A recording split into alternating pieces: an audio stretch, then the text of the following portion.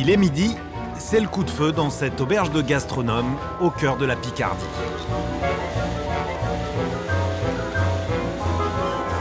Alexandre Gauthier est un jeune chef. À seulement 28 ans, il vient de décrocher sa première étoile. 3, 4. On était 4, ça fait beaucoup.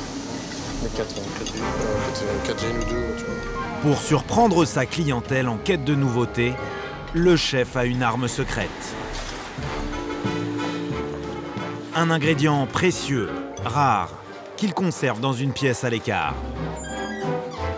Il doit monter le chercher à l'étage, dans les combles du restaurant, bien à l'abri des odeurs de fourneau, à l'intérieur d'une toute petite boîte. Pourquoi c'est pas une boîte qui est dans votre cuisine? C'est pas un produit lambda, quoi. Donc à partir de là, bon, il est mis à part. Dans cette boîte, 20 grammes de safran acheté au Maroc, l'épice la plus chère du monde. Là, bon, là, il est bien sec, hein, mais bon, on voit ce côté rouge, orangé. Mais c'est tellement particulier comme odeur qu'on peut pas se tromper, quoi. Ça sent quoi? Il y a une odeur un peu sucrée, un peu suave derrière qui fait voyager. Ça fait voyager, ça c'est évident, De retour en cuisine, le chef prépare une entrée de sa création. Ah, on a fait une recette avec le potiron, donc qu'on a taillé, qu'on a râpé, et après qu'on a mis en copeaux. Un coquillage qu'on a ouvert, cru. Et la petite touche qui va faire toute la différence. Voilà le safran. Voilà, donc là on laisse comme ça, en général on en met 2-3, j'en mets un petit peu plus. 2-3 c'est tout, c'est pas beaucoup. C'est très puissant, hein. Dès qu'on l'aura en bouche, il va amener une chaleur, un côté un peu sucré et très floral en bouche, qui fait que le plat, le potiron sera toujours présent, mais il va prendre des dimensions différentes, bouchée après bouchée. 3 pistils de safran qui suffisent à sublimer un simple potiron. Le safran. L'or rouge, comme on le surnomme, tout le monde en a entendu parler, mais rares sont ceux qui l'ont déjà goûté. Et pour cause, ces minuscules filaments coûtent une fortune. Le safran est l'aliment le plus cher du monde, plus cher que la truffe ou le caviar. Il atteint jusqu'à 35 000 € le kilo. Et pour ce prix-là, le consommateur n'est même pas sûr de ce qu'il achète. Nous avons découvert que cette épice est aujourd'hui la plus fraudée. Ça sent pas trop le safran, ça. Pourtant, à la base, le safran est un vulgaire oignon qui coûte à peine 30 centimes d'euros. Mais une fois par an, il se métamorphose en fleurs violettes. Et c'est là que se cache le fameux pistil rouge vif qui vaut de l'or. Pourquoi le safran coûte-t-il si cher? L'épice fait-elle la fortune de tous ceux qui la cultivent? Quelles sont les arnaques et comment les déjouer? Nous sommes partis sur la piste de l'épice la plus chère du monde.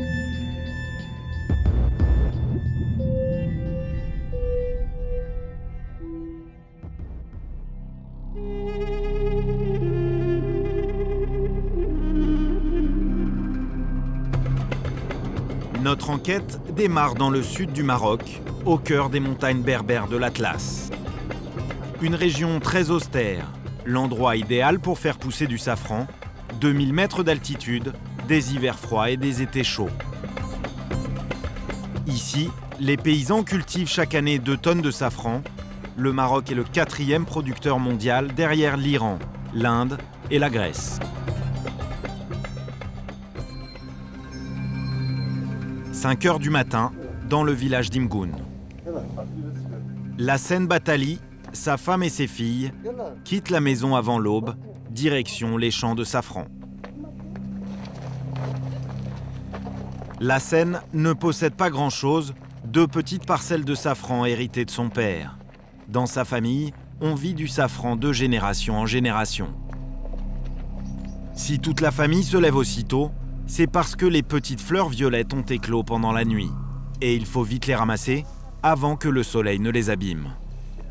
La fleur est capricieuse, elle ne sort de terre qu'une fois par an, au mois de novembre, et elle n'accepte d'être cueillie qu'à la main. Un travail pénible. Pour récolter 1 seul kilo de safran, il faut se baisser 150 000 fois. Quand on vieillit dans la région, on a tous des problèmes de rhumatisme. Regardez mes mains, elles sont toutes abîmées à cause du froid. Ça me fait mal. C'est vraiment un travail difficile. Toute l'année, il faut labourer, arroser, désherber à la main. Puis il faut un grand nombre de fleurs pour faire 1 kilo de safran. C'est un travail énorme pour toute la famille. Et effectivement, dans la famille, tout le monde participe, même les plus jeunes. La Seine, où est-ce qu'elle va, votre fille? Elle va à l'école. Elle va à l'école. Elle travaille le matin à la cueillette et après elle va à l'école. Après 6 heures de ramassage, la famille de la Seine rentre au village. Ici, depuis des siècles, chaque famille possède sa petite parcelle de safran.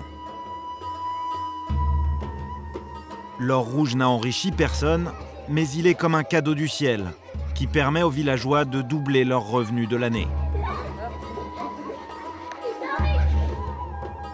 Chez la Seine, la famille est en plein travail. Ils décortiquent une à une les fleurs pour en extraire chaque pistil. L'opération dure des heures, leurs voisins sont venus en renfort. Cette année est un bon cru. La Seine a récolté 2 kilos, le double de l'année dernière. Quel prix vous allez tirer de cette récolte? Cette année, j'espère vendre ma récolte 6 000 €. 6 000 €, une somme importante pour la Seine. Au Maroc, le salaire moyen ne dépasse pas 2 400 € par an. Quant aux femmes, étonnamment, elles ne verront pas la couleur de cet argent. Du moins, pas officiellement. Est-ce que vous êtes payé pour faire ce que vous faites là? Non, mais on prend la petite part qui nous revient. Chaque jour, on met un peu de safran dans notre poche. Les marchands ambulants passent ici et on leur échange notre safran. Contre des bagues, des bijoux, des vêtements. Et vous avez le droit de le faire? Vous avez le droit d'en prendre un petit peu pour vous ou c'est mal vu? Bah, c'est notre salaire. C'est notre salaire. Vous acceptez, vous, qu'elle fasse ça? Ah, c'est normal qu'elle se serve un peu. Le safran appartient à toute la famille. Elles aussi, elles ont le droit d'être belles et d'acheter des bijoux. Et aujourd'hui, vous vous êtes servi ou pas? Oui, un petit peu quand même. À la fin de la récolte, les femmes auront tout juste réussi à récupérer 30 € chacune. La cueillette du jour tient dans une assiette. 20 grammes de safran seulement, après 8 heures de travail de toute la famille. La Seine va ajouter ces 20 grammes à son stock, qu'il conserve précieusement sous ce coffre de 30 kilos. Mais curieusement, il ne va pas le vendre tout de suite. Moi, j'attends que les prix augmentent pour vendre. Parce que pour l'instant, le safran, il n'est pas à un bon prix. Dans 4 mois, il n'y aura plus beaucoup de safran sur le marché et du coup, les prix vont grimper. C'est comme la bourse. Ça monte, ça monte, ça Oui, monte. c'est comme la bourse. Ça monte jusqu'au mois d'août. La bourse, ça peut descendre très bas aussi. Non, le safran, ça baisse pas. C'est une valeur sûre. C'est comme du cash. Tu trouveras toujours preneur. Attendre comme la Seine que les prix grimpent, c'est un luxe que tous les agriculteurs ne peuvent pas se permettre. Pour vivre, son voisin Majoub, lui, doit vendre sa récolte au plus vite dans le plus grand souk de la région. Il se rend à Taliwin, à 30 km du village. C'est dans cet immense marché traditionnel que les grossistes viennent de tout le Maroc pour acheter leur safran aux agriculteurs. Dans son sac, le vieux Majoub transporte sa fortune de l'hiver, 200 grammes qu'il va essayer de vendre au meilleur prix. Bonjour, ça va bien? Combien tu l'achètes, toi, le safran? C'est 1,60 € le gramme. Non, c'est 1,70 €, c'est ça le bon prix. Et toi, combien tu l'achètes, le safran? 1,60 € le gramme. 1,60 €? C'est pas possible. Il a encore dégringolé. C'est parce qu'il pleut, quoi. C'est ça, hein? Ah oui, d'accord. 1,60 € le gramme, ce jour-là, les acheteurs semblent s'être mis d'accord sur ce prix. Salut, comment tu vas? Combien tu le prends, toi, mon safran? Allez, entre, viens. Non, non, tu me dis d'abord combien. Allez, mets ton safran sur la balance. Vas-y, mets-le. Bon alors, dis-moi combien tu l'achètes. Moi, je l'achète 1,60 € le gramme. Et le top du top, je le prends à 1,65 €. Mais je peux vraiment pas faire plus. Non, non, non, non, moi j'en veux 1,70 €. C'est de la bonne qualité, hein. Il n'est pas trafiqué, tu peux vérifier. Et il y en a 200 grammes. Bon, allez, d'accord, je te le prends à 1,70 €. Voilà ton argent. 380 €, Majoub est content de sa négociation. Oh, c'est bien, je me suis pas mal débrouillé. Si je l'avais vendu à 1,60 €, je n'aurais même pas eu assez pour rembourser mes dettes et acheter à manger. En vendant son safran un peu plus cher que prévu, Majoub a récupéré 20 € supplémentaires. De quoi s'offrir quelques pistaches, de la viande et des fruits pour une semaine.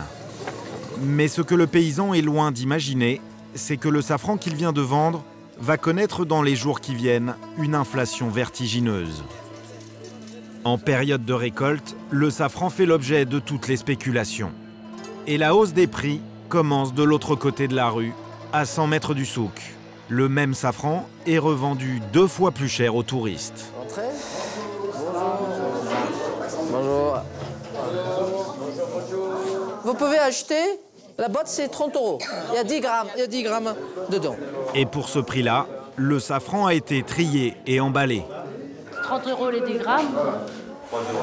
Bon, ça fait 3 € le gramme. C'est vrai que c'est cher, mais on l'achèterait quand même en France. Je ne l'achèterais pas. À 3 000 € le kilo, le stock de safran vaut une fortune. Plus question d'une simple caisse en bois comme chez Lassène, le paysan. Ici, c'est un vrai coffre-fort blindé. Et pour éviter les vols, le directeur a fait rajouter 2 serrures. Pour l'ouvrir, il faut la présence des 3 associés. Chacun ne possède qu'une seule clé. Et le coffre est enfin ouvert. Donc les trésors de la coopérative. Et quelle quantité là de safran? 12 kilos. Il y a à peu près 12 kilos de safran. Ça fait combien d'argent alors? 12 kilos à peu près? Ça fait 224 000 dirhams à peu près. Ça veut dire 24 000 € à peu près. C'est la banque. C'est la banque. À ce stade, nous quittons le safran à 3 € le gramme. Mais son prix peut grimper beaucoup plus haut encore. Pour le comprendre, direction Casablanca, à l'autre bout du pays. 500 km et plusieurs intermédiaires plus tard, nous retrouvons le safran de Taliwin dans cette boutique haut de gamme pour touristes. Et là, le prix a atteint des sommets. Il y a combien? 12 € le gramme. 12 € le gramme, 7 fois plus cher que le prix qu'en a tiré l'agriculteur au souk. Mais ce n'est pas dans ce genre de boutique que les Marocains viennent acheter leur safran. À Agadir, nous nous rendons dans un marché traditionnel. Les étals y regorgent d'épices en tout genre. Mais ici, bizarrement, les prix du safran sont beaucoup plus raisonnables. Chez cet épicier, le gramme de safran ne coûte que 2,50 €. Safran? C'est 50 centimes de moins que le prix payé par les touristes français à Taliwin. Quand on demande à cet autre commerçant, il nous montre un pot où il y a bien marqué safran. C'est du safran, c'est colorant, c'est pas colorant. Pourtant, il n'est pas de la couleur rouge habituelle. Il est à combien celui-là? Et son prix est imbattable.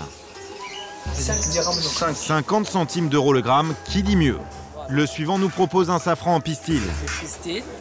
Il est bien rouge, il coûte 2,50 €. C'est le poudre, ça n'est pas... Et pourtant... Ça sent pas trop le safran, ça, hein? Non, c'est le safran. Intrigués, nous décidons de faire analyser ces produits dans un laboratoire. Retour en France, en Seine-et-Marne, dans l'usine de Christophe Gaudy, l'un des plus gros distributeurs de safran. Il en importe 2 tonnes par an et le revend sous forme de dosettes dans les hypermarchés français au prix moyen de 3 € le gramme. Nous lui confions nos échantillons marocains pour qu'il les analyse dans son laboratoire. Pour le safran vendu 12 € aux touristes dans le magasin de luxe, pas de problème, 100% safran.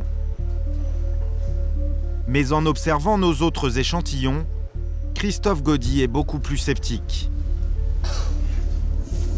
Ces filaments avaient la couleur du safran, mais pas l'odeur.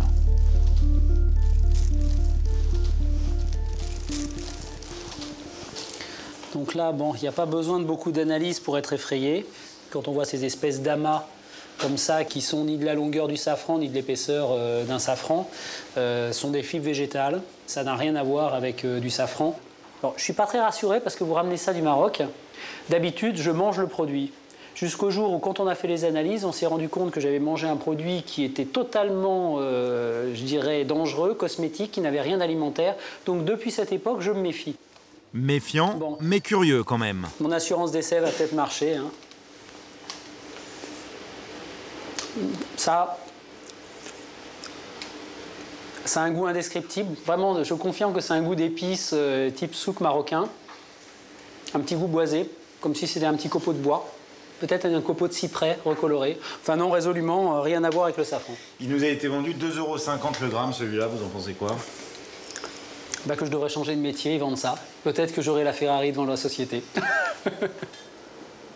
L'échantillon suivant, cette poudre orange très bon marché que l'on nous a vendue 50 centimes d'euros. Donc là, bon, ça n'a résolument pas la couleur du safran. Il y a 2 produits qui me viennent à l'esprit, du curcuma ou du paprika. Il n'y a pas de doute, c'est du paprika. Maintenant, on va ouvrir cet échantillon numéro 3. Enfin, le safran en sachet. Alors là, cet échantillon numéro 3, déjà, vous voyez le cellophane. Vous voyez les taches rouges, jaunes dans le sachet. C'est pas du safran, parce que vous avez des taches carrément rouges. Donc là, on sait, avant même d'avoir étalé le produit et d'avoir même ouvert le sachet, que déjà, c'est pas du safran. Donc là, quand vous regardez ce produit-là, vous êtes quand même relativement content, parce que si vous avez payé ça aussi 25 dirhams, c'est bien.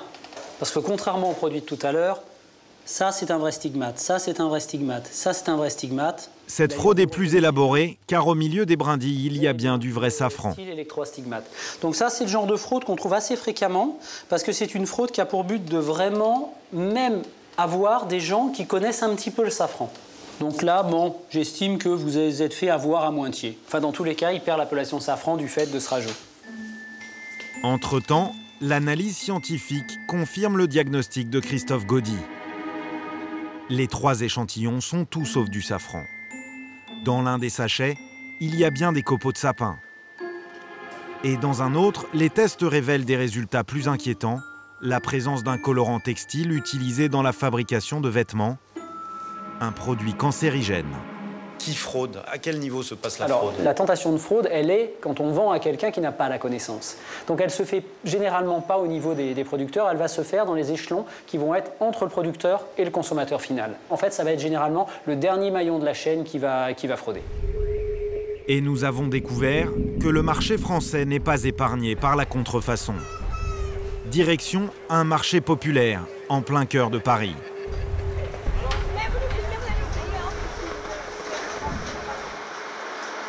Bonjour, vous vendez du safran s'il vous plaît? Oui, c'est sûr.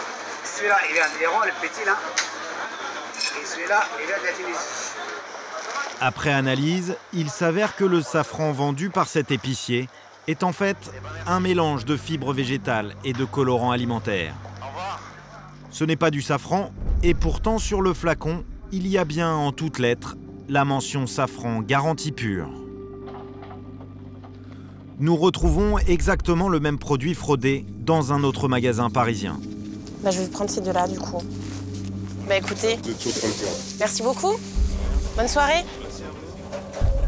Pour tenter de savoir d'où vient la fraude, nous nous rendons au siège de l'entreprise qui commercialise ces flacons.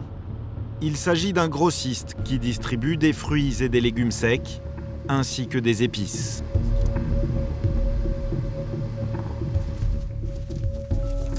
Bonjour madame. Une responsable accepte de nous recevoir. Malgré la présence de sa marque sur l'étiquette, elle semble au départ ne pas reconnaître son produit. On a acheté différents produits sur Paris et on est tombé sur celui-ci. Vous le reconnaissez? Pas vraiment, mais... Non, je ne le reconnais pas en tant que tel. Donc il y a écrit dessus, safran garantie pure. Ça vient pas de chez vous? Je ne peux pas vous affirmer qu'il ne vient pas de chez moi parce qu'il y a marqué notre nom, donc c'est quand même suffisamment probant. La boutique rue c'est chez vous? Oui, tout à fait. On l'a acheté là-bas. D'accord. Donc ça, c'est quand même aussi assez surprenant. Ça veut dire que c'est quand même vous qui la vendez, celle-là. Oui. D'accord, il s'agit d'un produit de...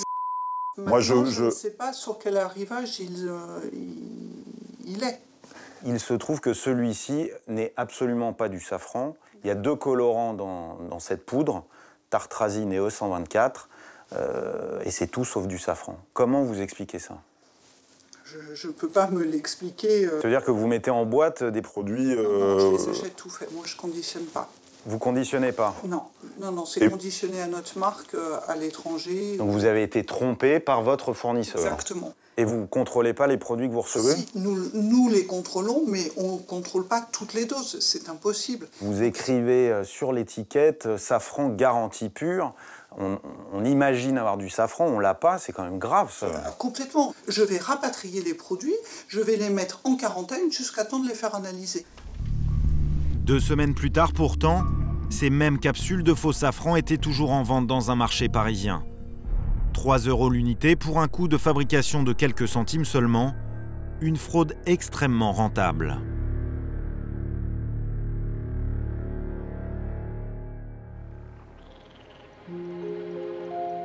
Depuis quelques mois, des agriculteurs d'un nouveau genre ont réintroduit la culture du safran en France, alors qu'il avait disparu depuis la Révolution. Et ce ne sont pas des nostalgiques, mais des petits malins qui ont compris que le safran pouvait être très rentable.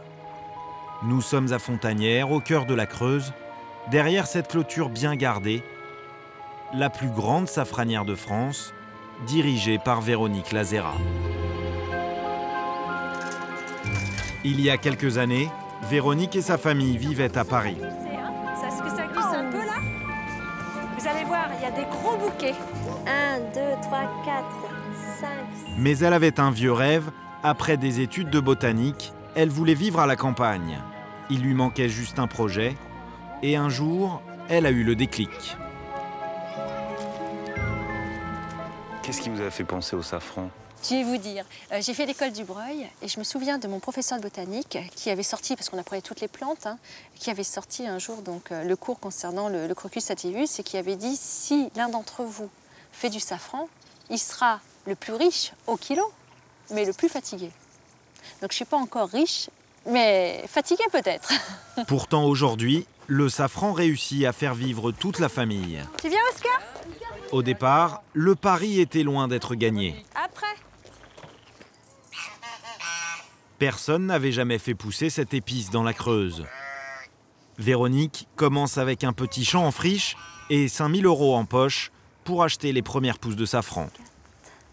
Comment vous avez pu vous dire, je vais faire pousser du safran dans la Creuse? Ça paraît complètement Eh bien, c'était pas gagné. improbable. Ça pouvait pousser dans la Creuse parce que ça poussait au Cachemire. Et le Cachemire, c'est des sols granitiques et acides. Enfin, c'est pas le même climat. C'est pas le même climat, mais il ça... faut du soleil, on pense qu'il faut...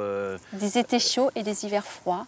Et la moyenne montagne en France convient très bien à ces climats. Et le safran a tellement bien poussé qu'en 4 ans, Véronique a quadruplé sa production. Cette année, ce sera une très bonne récolte. Les fleurs sont très grandes. En plus de ça, il y a eu un été très chaud. Maintenant, il fait froid, on a encore du soleil, donc ça va. S'il fait ce temps-là tout le mois d'octobre, c'est parfait. Vous pensez à combien? Un bon 2 kilos, 2,5 kg. Un bon 2 kilos, 2 kilos. C'est-à-dire le double de l'an dernier.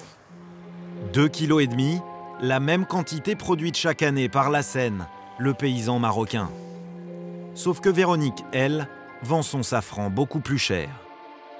Car ses clients, restaurateurs haut de gamme et particuliers, sont prêts à payer le prix fort pour un safran français, garanti non fraudé. Alors, le prix que l'on fait à tous les restaurateurs et professionnels, c'est toujours 30 € le gramme, qui prennent 1 gramme ou qui prennent 100 grammes. Pour les particuliers, ce sera 34 € le gramme et 20 € le demi-gramme. 30 € le gramme, c'est tout de même 10 fois plus cher qu'au Maroc. Mais pour ce prix-là, le safran est présenté dans un bel écrin. Donc on a fait un conditionnement, on a choisi un conditionnement de luxe parce que bien souvent, et très malheureusement, le safran a été commercialisé dans des pots recyclés ou alors dans des petits sachets comme les sachets de clous. Hein. On ne met pas voilà, un produit de luxe dans un emballage plastique genre pilule médicament, quoi. Et Véronique a de nombreuses idées pour que son produit de luxe lui rapporte toujours plus. Avec son mari Daniel, il fabrique une confiture au safran. La recette est simple, des fruits du jardin, du sucre et à peine 2 pistils de safran par pot. Une toute petite pincée qui va permettre à cette redoutable femme d'affaires de doubler le prix de son pot de confiture. Elle le vend 5 € et elle réussit à en écouler 4000 pots par an. Bénéfice net, 16 000 € rien qu'en confiture. Et comme ça marche, Véronique met ses pistils de safran un peu partout. Elle a convaincu des artisans de la région de rajouter son safran dans des produits inattendus. Dans du nougat, dans du chocolat et même dans du foie gras. Des produits qu'elle vend directement aux consommateurs. 3 fois par semaine, Véronique ouvre sa safranière au public. Il y a des retraités qui viennent me prendre du safran pour aller à la pêche. Parce qu'en infusant les appâts, on attrape facilement les poissons. Et après, la madame, elle cuisine le poisson au safran. D'accord. La visite est payante, bien sûr. 10 € par personne. Et pour ce prix-là, les participants ont droit à un parcours bien rodé. Ça commence par un petit tour dans les champs de safran. Donc vous cueillez comme des pâquerettes, voilà. Les fleurs. Voilà. 99. Ah, et voilà les centièmes. 100. Donc quand on a les 150, ça fait 1 gramme. On va vous montrer les mondages. Ensuite, petite leçon de découpage du pistil. Pas la partie blanche. Donc on va plonger dans la fleur avec le ciseau et couper donc à la base du pistil sans les séparer. Alors, il faut... On ouvre la fleur. Voilà. Alors, chaque pistil vaut environ 20 centimes d'euros. Oh là là, et combien que j'en ai fait? J'en ai peut-être pour 1 €. 1 €. C'est valable. Elle va vous payer. Si vous me prenez par l'argent. Et pour finir, le passage obligatoire par la boutique de souvenirs. Donc si vous voulez du safran, c'est 20 € le petit pot et 34 le pot d'1 gramme. En général, ça vous dure une année, un pot d'1 gramme. Hein. Je vais vous mettre ça dans un sac. 49 €. 49. Qu'est-ce que vous avez pris, madame? Du nougat et de la confiture de figues.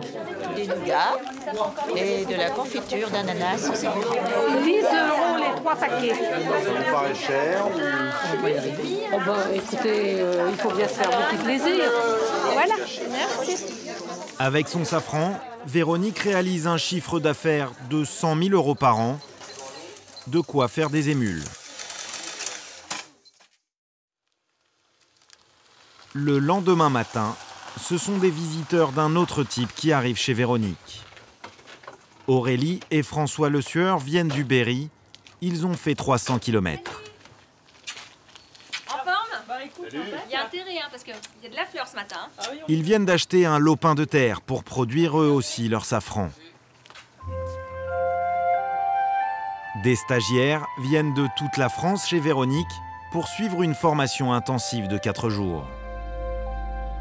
Ils veulent tout savoir pour être capables, une fois rentrés chez eux, de cultiver leur propre safran, dans le Berry, en Bretagne ou sur la Côte d'Azur. En suivant le modèle de Véronique, ils sont persuadés de pouvoir en vivre confortablement. Les anciens stagiaires ont à ce jour créé une centaine de safranières un peu partout en France. Est-on à l'aube d'une révolution dans nos assiettes? Va-t-on manger demain du safran à toutes les sauces? Ces jeunes entrepreneurs y croient dur comme fer. Après, la petite sieste dans le hamac, n'en rêve pas, t'as vu ce qu'il y a, Mais leur enthousiasme est peut-être dû à une vertu méconnue du safran. Ça fait rigoler, alors c'est pas bien grave. Mais c'est aphrodisiaque chez la femme. L'épice est un puissant euphorisant.